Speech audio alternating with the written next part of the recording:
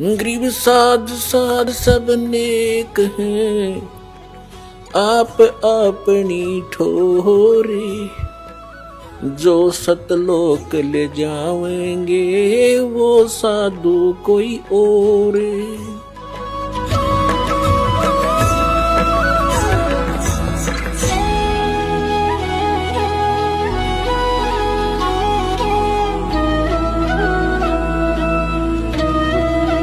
अपनात्मा प्रसंग चल रहा है। यहां पर तीन परमात्मा, तीन पुरुष, तीन प्रभु मुख्य रूप से आध्यात्म ज्ञान में रहते हैं। एक सरपुरुष, एक अक्षर पुरुष, एक परम अक्षर पुरुष, जिसको सच्चिदानंद घन ब्रह्म कहा है। श्रीमद् भगवद गीता अध्याय नंबर 15 के श्लोक नंबर 16 और 17 में तीन पुरुषों की जानकारी भिन्न भिन्न है। इससे पहले थोड़ा सा और संशय निवारण करेंगे और थोड़ा सा प्रमाण जानेंगे। श्रीमद् भगवद गीता अध्याय नंबर 7 के श्लोक नंबर 29 में गीता ज्ञान दाता ने कहा है कि जो व्यक्ति उस तत्ब्रह्म से परिचित है और सारे अध्यात्म ज्ञान से परिचित है, सभी कर्मों से परिचित है, वो केवल जरा और मरण से छूटने के लिए ही प्रयत्न करता है, संसार की और किसी भी वस्तु की इच्छा नहीं रखता। ये 7वें अध्याय के 29वें श्लोक में बताया गीता ज्ञानदाता ने। और 30 श्लोक हैं 7वें अध्याय में। फिर 8वें अध्याय के प्रथम मंत्र में श्लोक में गीता ज्ञानदाता से अर्जुन ने पूछा कि किम तत्ब्रह्म, वो तत्ब्रह्म क्या है और वो अध्यात्म ज्ञान क्या है, वो कर्म क्या है, वो तत्ब्रह्म क्या है, मुझे उसकी जानकारी दीजिए कि जिसको जानने के बाद साधक फिर यहाँ की किसी वस्तु की डिमांड नहीं रखता। 8वें अध्याय के 3 श्लोक में गीता ज्ञानदाता ने उसका उत्तर दिया है कि वो परम अक्षर ब्रह्म है। यानी गीता ज्ञानदाता से कोई अन्य समर्थ शक्ति है, वो सुप्रीम गॉड है, वो परम अक्षर ब्रह्म है। अब प्रमाण देखिएगा, ये देखिएगा अध्याय नंबर 7 का और यहाँ 29वां श्लोक है। यहाँ संस्कृत है इसकी। जरा मरण मोक्षाय, जरा माने बुढ़ापा वृद्धावस्था, मरण मृत्यु, मोक्षाय माने मोक्ष के अर्थ, मोक्ष के लिए, उस जरा और मरण से छुटकारे के लिए माम आश्रित है, मेरे इस ज्ञान का आश्रय करके के तत्वदर्शी संत की खोज कर ले, वो बतावेंगे। उसका आश्रय करके यतनती, ये जो प्रयत्न करते हैं, जरा मेरे उस ज्ञान को आधार बनाकर तत्वदर्शी संत की खोज करके जो प्रयत्न करते हैं, किस लिए, जरा और मरण से छूटने का, ते ब्रह्म तत्विदु कृष्णम अध्यात्म कर्म च अखिलम। इसका अनुवाद देखिए। गीता ज्ञानदाता कहता जो मेरे शरण हो गए, जरा माने वृद्धावस्था, मरण से यानी मृत्यु से छूटने के लिए प्रयत्न करते हैं, यत्न करते हैं, वे पुरुष तत्ब्रह्म, तत् उस ब्रह्म को, तत् ब्रह्म को, संपूर्ण अध्यात्म को तथा संपूर्ण कर्मों को जानते हैं। अध्याय नंबर 7 के 30 में इतना कहा है कि जो मुझे जानते हैं इस सब रूप में, तो वो मुझे ही जानते हैं, आगे नहीं जानते वो।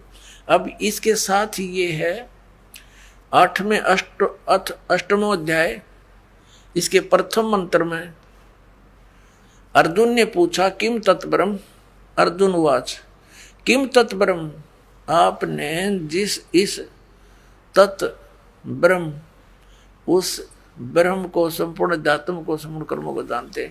तो यहाँ पूछा है 8वें अध्याय का प्रथम मंत्र में किम तत्ब्रह्म और किमत अध्यात्म और किम पुरुष, किम कर्म पुरुषोत्तम, अधिभूत च किम प्रोक्तम अधिदेवम किम उच्यते। वह ब्रह्म क्या है हे पुरुषोत्तम वह ब्रह्म क्या है? तो गीता ज्ञानदाता ने अब इसी गीता अध्याय नंबर 8 के और श्लोक नंबर 3 में कहा है वह परम अक्षर ब्रह्म है। वह परम अक्षर ब्रह्म है जो गीता ज्ञानदाता से अन्य और समर्थ है। अब हम समझेंगे गीता अध्याय नंबर 15 के श्लोक नंबर 16 और 17 को बहुत आसानी से समझ में आएंगे। सरपुरुष ये ज्योति निरंजन है, गीता ज्ञानदाता श्री कृष्ण में प्रवेश करके बोलता है।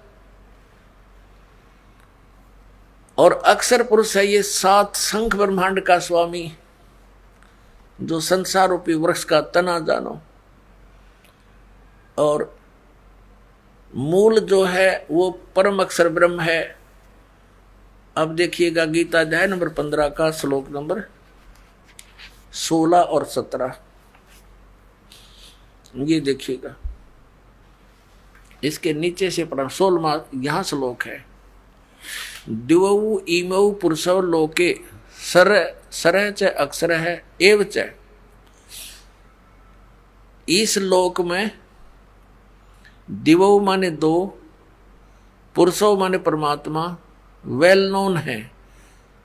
कौन? सरपुरुष कहो अक्षर पुरुष कहो। इस पुरुष को हम यहां 2 जगह लगा सकते हैं, सरपुरुष और अक्षर पुरुष।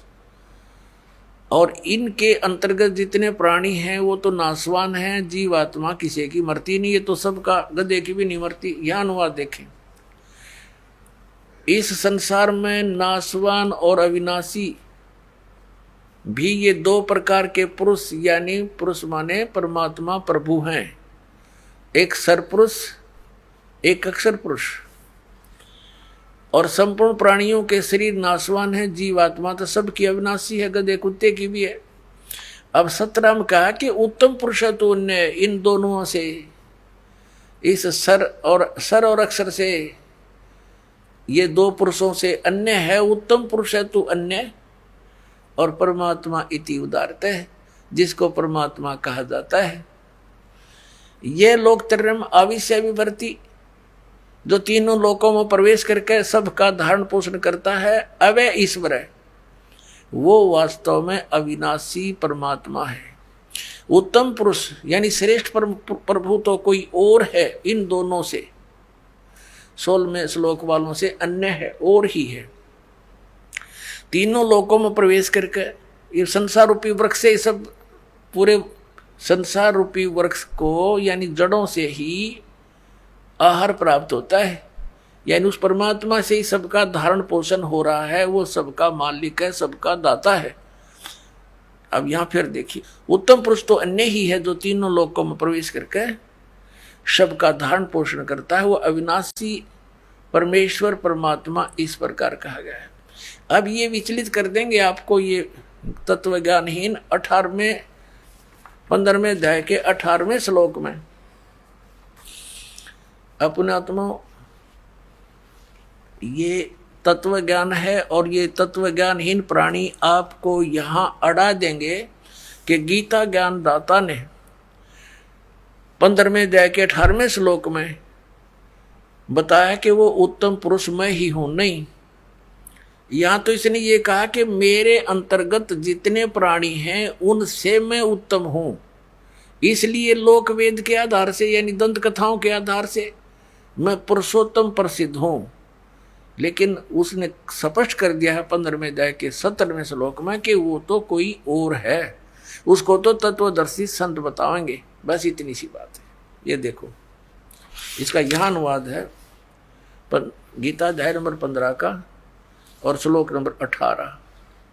क्योंकि मैं, इसका अर्थ है यस्मात् सर अतीत है अहम अक्षरात् अपि च उत्तम उत्तम, अतः अस्मि लोके वेदे।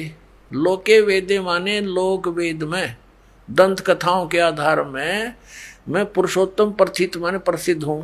क्योंकि मैं नासवान जड़ वर्ग क्षेत्र से तो सर्वथा अतीत हूँ और अविनाशी जीव आत्मा से भी उत्तम हूँ, इसलिए लोक और वेद में पुरुषोत्तम नाम से प्रसिद्ध हूँ।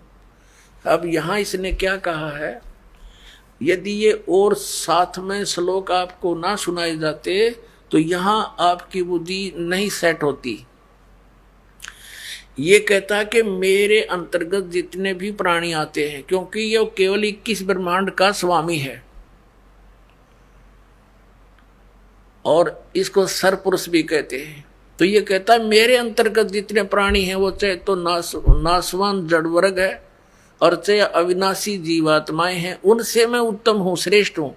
इसलिए इस दंत कथा के आधार से, लोक वेद के आधार से मैं पुरुषोत्तम प्रसिद्ध हो रहा हूँ। वास्तव में पुरुषोत्तम तो उसने बता दिया कोई और ही है। और फिर 8वें अध्याय के श्लोक नंबर 1 के उत्तर में, 8वें अध्याय के 3 श्लोक में गीता ज्ञानदाता ने स्पष्ट ही कर दिया है कि वो परम अक्षर ब्रह्म है, वो परम अक्षर ब्रह्म है।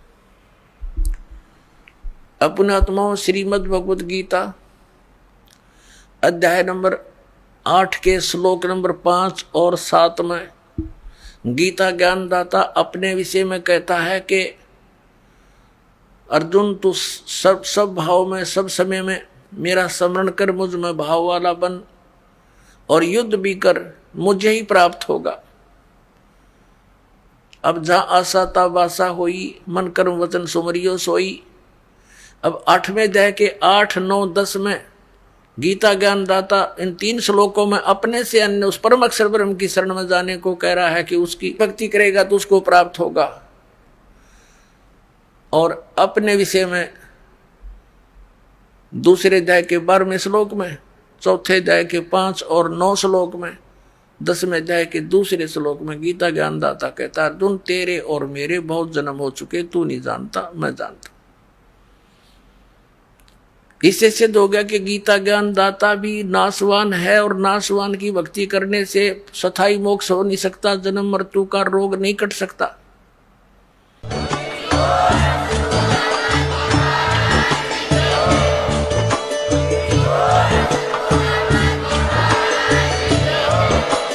आप सुन रहे थे जगत गुरु तत्वदर्शी संत रामपाल जी महाराज जी के मंगल प्रवचन। अधिक जानकारी के लिए विजिट कीजिए हमारी वेबसाइट www.jagatgururampalji.org। संत रामपाल जी महाराज जी के शुभ आशीर्वाद से पूरे विश्व भर में 500 से भी ज्यादा नाम दीक्षा केंद्र हैं, जिन पर संत रामपाल जी महाराज जी द्वारा ऑनलाइन निशुल्क नाम दीक्षा दी जा रही है। अपने नजदीकी नाम दीक्षा केंद्र का पता करने के लिए संपर्क करें 8222880541।